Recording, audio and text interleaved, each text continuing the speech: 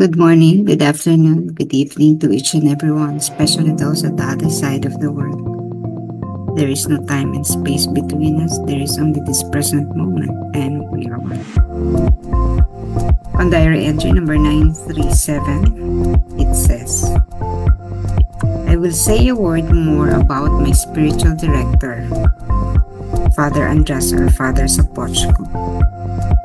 It is strange that there are so few priests who know how to pour power, strength, and courage into a soul, so that it can make a constant progress without getting tired. Under such direction, a soul, even of lesser strength, can do much for the glory of God. And here, I discovered a secret, namely, that the confessor, or rather the spiritual director, does not make light of the trifles that the soul brings to him. And when the soul notices that it is being controlled in this, it begins to exert itself and does not omit the slightest opportunity to practice virtue and also avoids the smallest faults. And from these efforts, as with little stones, there rises within the soul a most beautiful temple. On the contrary, if the soul notices that the confessor neglects these little things, it likewise neglects them and ceases to give an account of them to the confessor, and worse still, will begin to grow negligent in little things. Thus, instead of going forward, it gradually retreats backward and becomes aware of the situation only when it has already fallen into some serious trouble. Here a serious question poses itself. Who is at fault? The soul in question or the confessor? That is to say, the director. It seems to me that all the blame should be put on the imprudent director, the soul's only imprudent director. The soul's only fault is to have taken upon itself the choice of a director. The director could well have led the soul along the road of God's will to sanctity. May sasabihin pa ako tungkol sa aking spiritual director. Nakapagtataka na iilang pari lamang ang marunong magbuhos ng kapangyarihan, lakas at tapang sa isang kaluluwa upang ito ay patuloy na yumabong na hindi napapagod. Sa ganoong direksyon, ang kaluluwa kahit na mas mahina ay maraming magagawa para sa kapurihan ng Diyos. At dito nakatuklas ako ng isang lihim na ang kumpisor o spiritual director ay hindi dapat minamaliit ang mga dinadala ng kaluluwa sa kanya. At kapag napansin ng kaluluwa na kinokontrol ito, magsisimula itong magsumikap sa kanyang sarili at hindi tatanggalin ang pinakamaliit na oportunidad upang maisagawa ang mga bertud at kalimutan din ang pinakamaliit na pagkakamali. At mula sa pagsusumikap na ito, katulad ng mga maliliit na bato, isang napakagandang templo ang itatayo dito. Sa kabilang banda, kung mapapansin ng kaluluwa na ang kumpesor ay nakalilimot sa mga maliliit na bagay na ito, pinapabayaan din niya ito at tumitigil sa pagbibigay ng mga naganap sa kumpesor, at ang mas matindi magsisimulang maging pabaya sa mga maliliit na bagay. Kung kaya sa halip na umabante, unti-unti itong umaatras at nalalaman lamang ang tunay na sitwasyon kapag nahulog na ito sa malalang kaguluhan. Dito ay may seryosong tanong na lumalabas. Sino ang may pagkukulang? Ang kaluluwa na nagtatanong o ang kumpesor? Sa maikling salita, ang direktor ba? Para sa akin, ang lahat ng sisi ay dapat na ibaling sa hindi mag-ingat na direktor. Ang pagkakamali lamang ng kaluluwa ay ang sariling pagpapasya, ay ang sariling pagpasyahan, ang pagpili sa direktor. Naging maayos sanang naaalalayan ng direktor ang kaluluwa sa daan ng kalooban ng Diyos patungo sa kabanalan. So medyo mahaba, no? Kahit ako nung ginagawa ko to, parang nakakalito. Kasi yung, yung formulation kasi yung ah, tahi ng mga salita, medyo, ano, no, confusing. Pero ang sinasabi dito, no, ay tungkol sa mga spiritual director or confessor. Pareho lang, halos pareho lang naman. Ay syempre ang pagkakaiba lang, ang confessor doon ka nangungumpisal, ang spiritual director nagbibigay ng direksyon. So a spiritual director can also be your confessor. Pwedeng ano no. In the case of Faustina, uh, Father Andres and Father Sapochko are both his confessor and spiritual director. At ang sabi, kokonti lang daw yung mga pare. In the experience of Faustina, kokonti lang yung mga pare na kayang ibuho sa isang kaluluwa ang lakas, kapangyarihan at tapang na makapagbubunsod sa kaluluwang ito na umabante o yumabong na hindi napapagod. No? Siyempre kasi when we tread the spiritual path, nakapagod. Lalo kung seryoso po kayo, no? Kung talagang susunod sa disiplina, nakapagod. No? Pero, siyempre, pag nag-uumpisa, maliliit pa yung mga bagay na napapansin natin na mga bagay na nabibigyan natin ng tuon, ah, mga suliranin na pag tinignan mo, maliliit lang naman talaga if you are already in the advanced stage in the path. Makikita mo yung mga neophytes, medyo hindi naman kalakihan ng mga problemang inaalala. Pero kapag maayos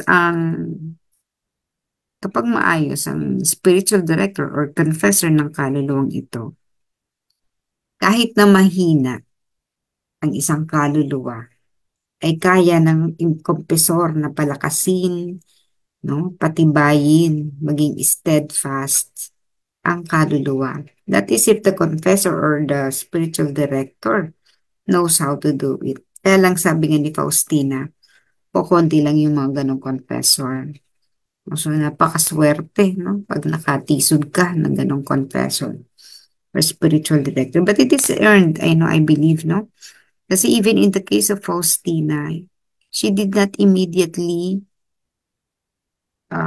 meet or know his confessor. Although nakita niya yung confessor niya in the vision, pero in the physical meeting each other directly or personally, hindi ganun kadali. Nagtagal din.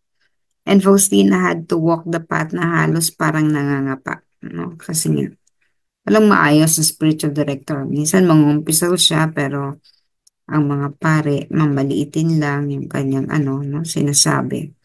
So maraming times na she was misunderstood because the level of the priest that she was confiding or confessing is not of the same level. Ibig sabihin, hindi naman nararanasan or hindi man lang naranasan all the experiences of Faustina, what she had experienced. Marami namang ganong pare.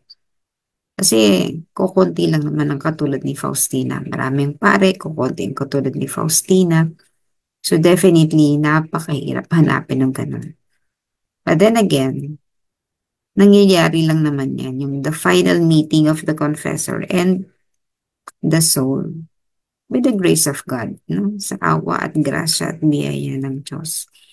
Hanggat hindi mo pa na-earn, no? Hanggat hindi mo pa na-deserve na makilala ang isang maayos na spiritual director, mananatili kang sa ganang level. No? So, may itinuturo pa rin naman ang karanasan even if we have not yet met the true confessor. Kasi ito yung magiging teacher natin eh, yung spiritual director.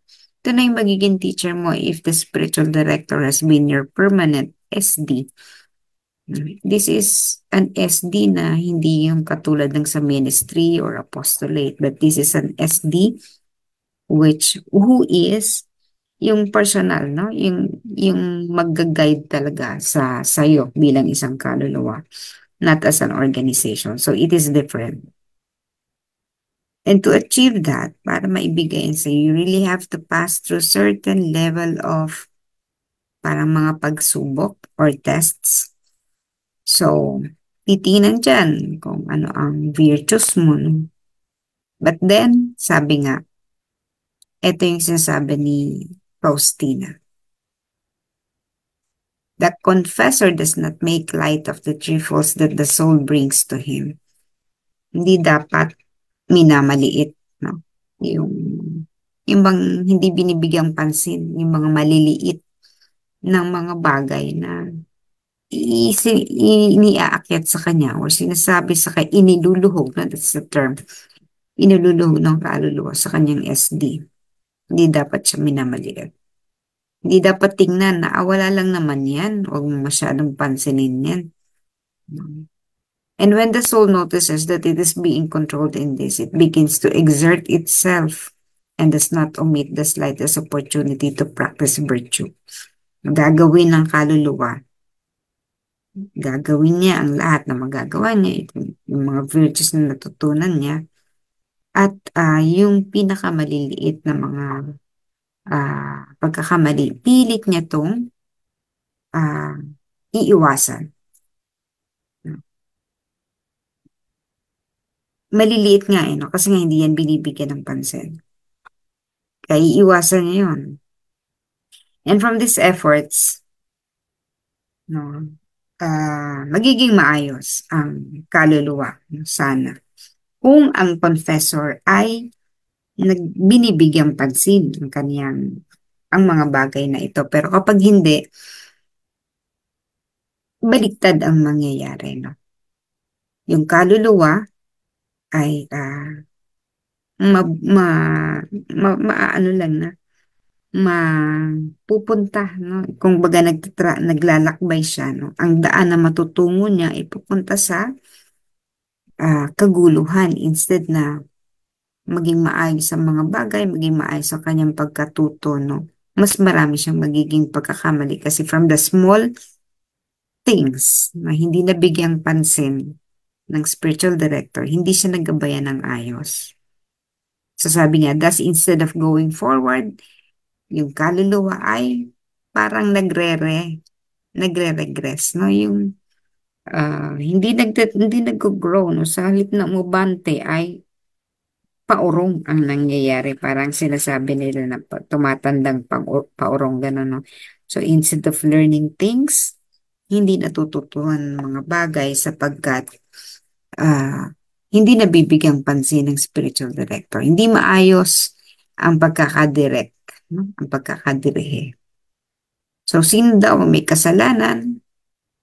Sa tingin ni Faustina, mas malaki ang kasalanan ng spiritual director, no? For not giving importance sa sa mga maliliit na bagay na yan na nagsisimula ang isang kaluluwa. At ang kaluluwa daw, ang pagkakamali lang nito ay pinili niya ang director on his own. Hindi siya humingi ng gabay, no? Hindi niya pinag-isipang mabuti. Kaya gano'n ang maaring mangyari. The director could well have led the soul along the road to God's will to sanctity. Ganun sana, ganun dapat. Kaya lang, hindi nga nagiging ganun kasi nga, actually marami talaga ay hindi handa. Hindi handa. Maraming director, hindi handa para mag-handle ng mga kaluluwa. Especially if the soul is really special.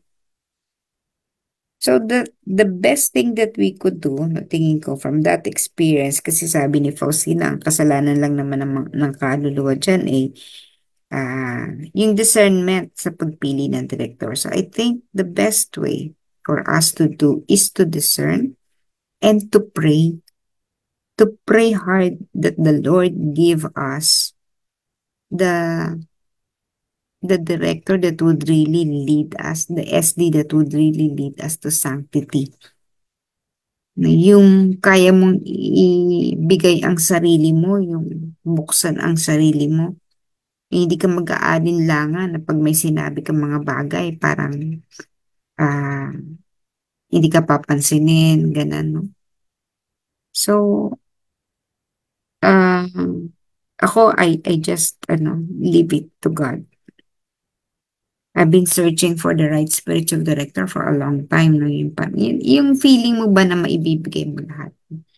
So, bahala na si Lord kung sinong ibigay, no? But I have not yet found really the right spiritual director that I could really open up everything that's taking place in me. Kasi nga, iba na yung iba na yung level ng my experiences, no? And again, this is nung minsan nakausap ko si isang pare na dati na naging spiritual director ng apostolate ng matagal na panahon. Sabi niya, siya yung nag-explain sa akin, iba naman yun eh. Iba yung SD ng apostolate, iba yung SD na spirit, na personal, no? So, sabi niya, just keep on praying for that uh, person. No? Kasi sabi din naman niya, the SD can be a priest, can be a lay, or can be kahit nga nun no? Nun or madre, no? So, as long as, yan, no? As long as God, God is in that person at tingin mo ay makakatulong talaga sa'yo, pwedeng yun. No? Hindi necessarying pare, siya yung nag-explain sa akin nun. And just pray for it, no, na actually, hindi nga siya nag-volunteer na ako na SD mo, hindi na ganun no? Pero, ah, nasa atin kasi talaga yan. Sa ating pag-iisip, panalangin, discernment, no? Tayo ang pipili ng ating spiritual director. Pero, just make sure that when we do so, yung may patience ka, no? Mag-intay at mamit yan. At tayo lang makakaalam sa ating kaluluwa